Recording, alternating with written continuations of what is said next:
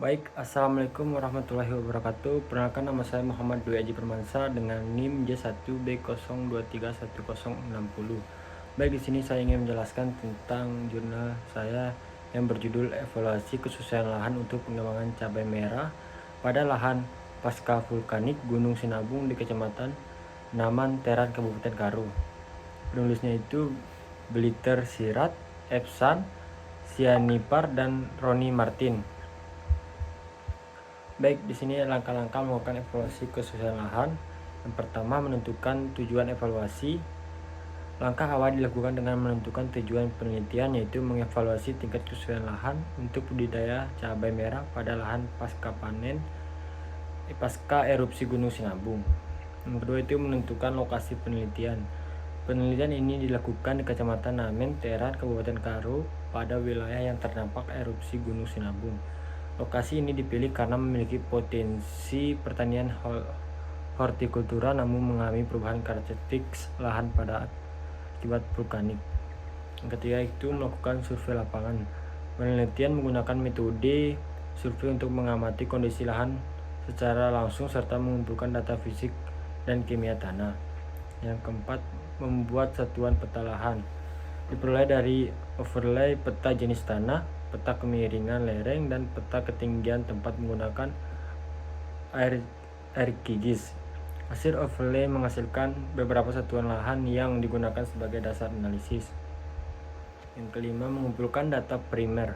Data primer berupa hasil pengamatan lapangan dan analisis laboratorium seperti pH tanah, organik, KTK, tekstur tanah, dan karakteristik lainnya.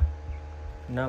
Mengumpulkan data sekunder. Data sekunder diperoleh dari BMKG berupa data iklim selama 10 tahun terakhir meliputi suhu, curah hujan, dan kelembapan udara. Yang ketujuh ini analisis karakteristik lahan. Parameter yang dianalisis meliputi temperatur, ketersediaan air, retensi hara, media perakaran, dan bahaya erosi. Yang kesembilan, menentukan faktor pembatas. Faktor pembatas utama ditemukan berupa retensi hara yang rendah dan bahayanya erosi. Yang ke-10, menentukan kelas kesusahan lahan. Hasil akhir menunjukkan lahan tergolong kelas tidak sesuai untuk pengembangan cabai merah karena memiliki pembatas utama yang sulit diperbaiki. Yang terakhir ini menentukan upaya perbaikan lahan. Perbaikan lahan dilakukan melalui pengapuran, penambahan bahan organik, threshing, dan penggunaan tanaman penutup tanah untuk mengurangi erosi pada tanamannya.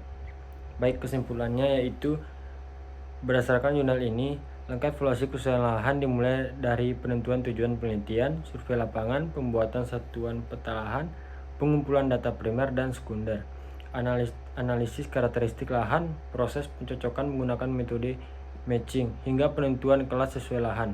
Hasil penelitian ini menunjukkan lahan pasca erupsi Gunung Sinabung tergolong tidak sesuai untuk budidaya cabai merah karena memiliki faktor pembatas utama berupa retensi hara rendah dan risiko erosi tinggi.